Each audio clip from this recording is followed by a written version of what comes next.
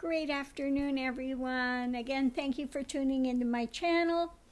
Just wanted to relay something. It did have the other day a flash. I guess you could say it's like a flash of very quick, it's really tough to describe how it happens. It was like a very quick flash of seeing buildings on fire exploding, but it's feeling more of like an impression, okay? So it happened so quick, but it's apparently had to do with the thing with Boston, you know, but since I was doing the readings on the hurricanes, I was wondering if it was in fact related to the hurricanes, which I found out, no, it's not. It had to do with what's going on in Boston, the faulty gas line. But I know I've said I'm not psychic, I'm a psychic. Well, maybe I am a bit because I did have that flash that came in the other day. But it was just like, it's so quick, it's like boom, it's like that, just flash, impression, and then that's it. Just an immediate seeing of buildings, just kind of like in the mind's eye, a quick flash of buildings going up and fires, kind of all over, and then more like this impression that comes right after that. So I just wanted to put that out there. So there is some flash, but mainly, again, like I said, when I'm reading the cards and things, and sometimes when I'm working with, especially if I'm working with Siddhananda, and she's doing the pendulum, she'll be talking about something, and then it just pops into this, my vacant space up there. Yes, I'm truly empty-headed. Okay. Like I said, I don't have normal thought things. Like most people have thoughts running all the time, okay, that they're hearing all day, that they're arguing with or whatever, or trying to ignore. I don't have any of that, and I haven't since 1999. It's just my mind is quiet. It's still, there's nothing, I don't have any of that rolling thought any longer. But anyway, when she's reading something, all of a sudden it will flash in. Something will come in of a question to ask, a direction to go, or an impression that comes up, that hits, and then I'm off on that, talking about that. So it's like very quick flash of something that comes in, okay?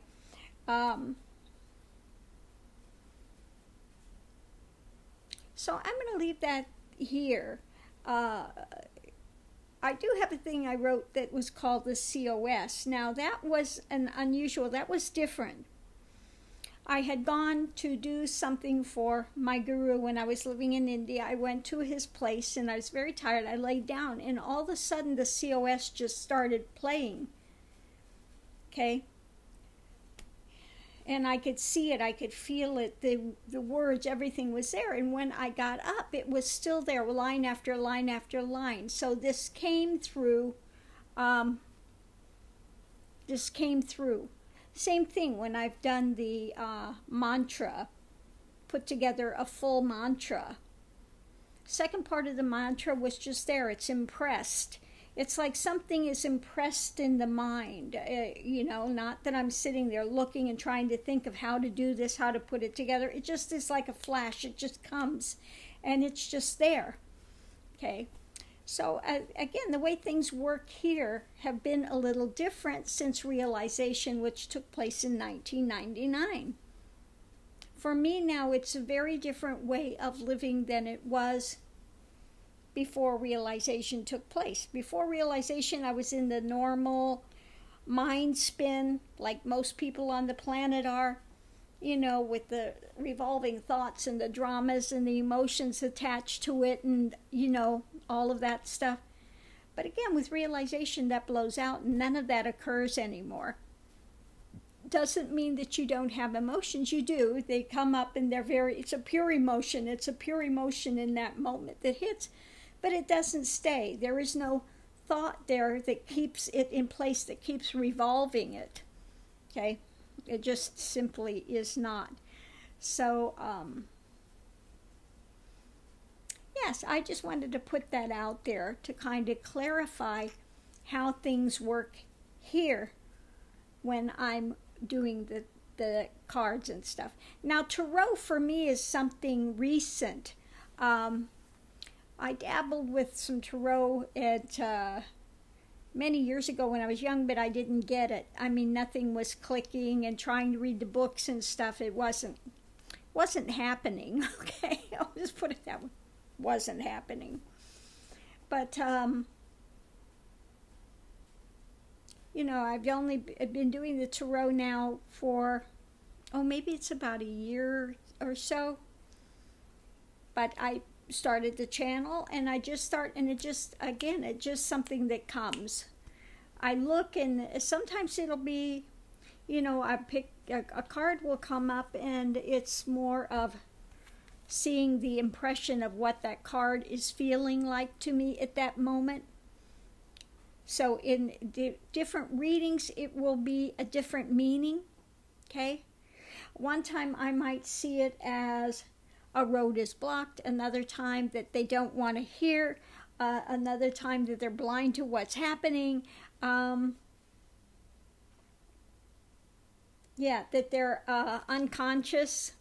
If you know your colors, usually the gray would be like the subconscious, so they're kind of unconscious of the things that are around their world. Okay, but again, it just goes on the impression, how it hits me in that second. I have some people that comes on and goes, no, that card means X, Y, Z. Well, okay, you've studied a book. I'm glad. I'm happy for you. That's very nice. But if I looked at that card and it meant something else to me, I think it's kind of like when people are having that visual, psychics that have that visual, they see things in more of images, and then they have to sit there and see what that image means to them. So things are usually given to them more in images than vocal. For many psychics, it's image instead of vocal, and so they have to try to correlate that image with what's happening and deconstruct it to put it into words. Okay? So, yeah. And it's that, you know, this type of thing is not something I've tried to develop. It just came with my spiritual practice, my spiritual awareness. If you're doing a very deep spiritual practice, these cities will come. They call cities, powers, knowledges, things just come, you know. It's not something you can sit and study for and say, oh, I want to be psychic, so what do I need to do to do that? It's not like that. These things just come up unbidden. Kind of like when I started working with Siddhananda, and I found out that there were these the beings, those without form that have gone on, will cling to the rock, you know.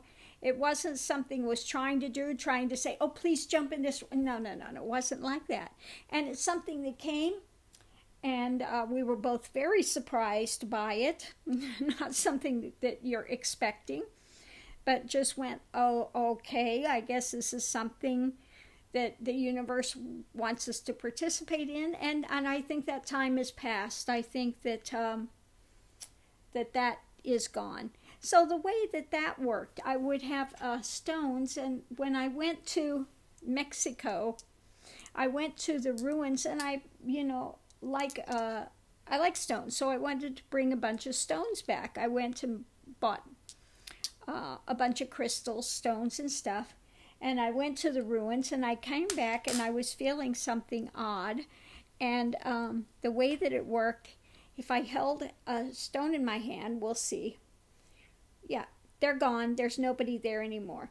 Now, when there was somebody that would be waiting to be worked with, and their consciousness, they kind of implant their consciousness in the stone, you know, kind of attached to it. So if there was somebody there, it would go like this. It would say, yes, there's somebody there. That would see, it would be like this. Yes, somebody was there.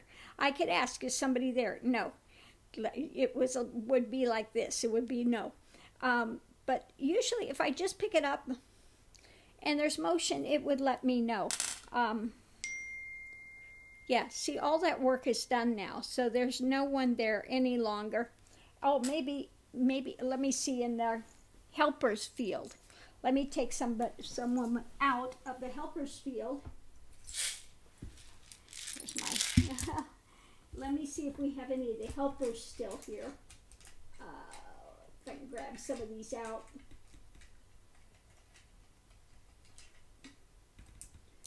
These are the ones now. We had ones that were connected. These are out of my little geode that's over there. And there were beings on the other side that would just stay connected. See? Yeah, no, they left. They left. I think they've all left now. I think they've all left. Yeah. All is quiet on the Western Front.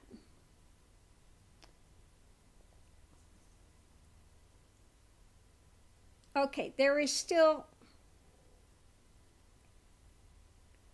Okay, yeah, no, there's still somebody attached to the linga. Now, the lingas are interesting. What happens with the lingas, sometimes they just want to be there to connect with the energy here.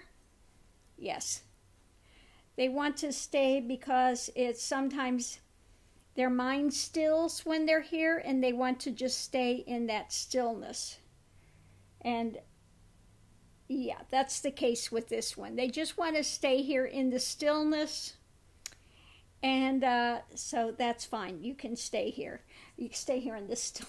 So I'll put them back over there, and they just, for whatever reason, they want to hang out in the energy, and that's fine. I have another one that's in there. We kind of called it the hotel because they would just go in there in this like crystal cave and just stay there for a while and meditate and whatever. Okay, that's fine. Whatever. I know it sounds a little crazy.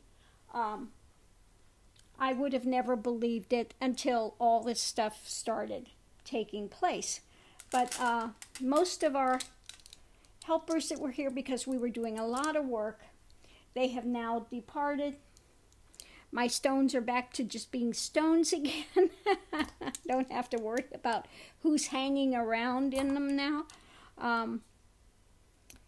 And we just go forward. I mean, who knows what the universe has for you to do next? You know, this is not something that you look to do, to take place. Again, it's something that just comes. You know, it opens up, and you, if you've dedicated yourself to helping humanity, you just go, okay, what next? Now what do you want, universe? What what direction am I going now? Okay, so I just wanted to put that out there, because sometimes people wonder how these things work, and they're going, what do you mean there's people in the stones? You know, have I gotten information out of the crystals and stuff? No. I do have a huge crystal collection. No, I don't program them. No. Did I ask for beings to jump in there? No. It just showed up. So again, you know, when people leave the form, you leave with the same consciousness you were in when you were on the earth. Sometimes if you're far ahead, you can awaken to see a more expanded view. Okay, but if you are really in a lot of pain and your mind is just grinding on stuff, when you get to the other side, you've got no body left anymore to work it out, and you still are in the same consciousness of just grinding on stuff. And so sometimes people stop their own progress. So sometimes people ask what it's like, the realms, heaven and hell, and all those things. So just watch that. Whatever dreams may come. I think that's about the best kind of an explanation of what happens. You go with people of like consciousness. That was one that, if you get a chance, watch that movie. Whatever Dreams May Come. It was with Robin Williams. And because the mind is what creates your reality, quote unquote reality, and everything is more like a dream state. And especially when you leave the form, things are not in a solid basis any longer. And whatever is, the mind can immediately, it's very quick on the other side. You don't have a corporeal body that you got to lug around and get in a car to get to X, Y, or Z. It's instantaneous thought and you're there. Okay, this is why you can connect with your loved ones. You know, they can stay monitoring and they know your feelings. They know what you're doing. So, you know, again, send them good thoughts to progress. Okay, so I'm going to leave this here. But I just wanted to give it a kind of, you know, because sometimes people have questions about it and they ask, you know, about being psychic or this and that and all of the other things. Again, I don't know exactly how all of it works, the ins and outs of it, so to speak. I'm not a scientist. All I know is it just takes place and that's it. And I'm along for the ride. Okay? So thank you for tuning in. Hope everyone's having a great day. And again, if you have readings, subjects you'd like to see talked about, let me know. I'll see you online. Aho!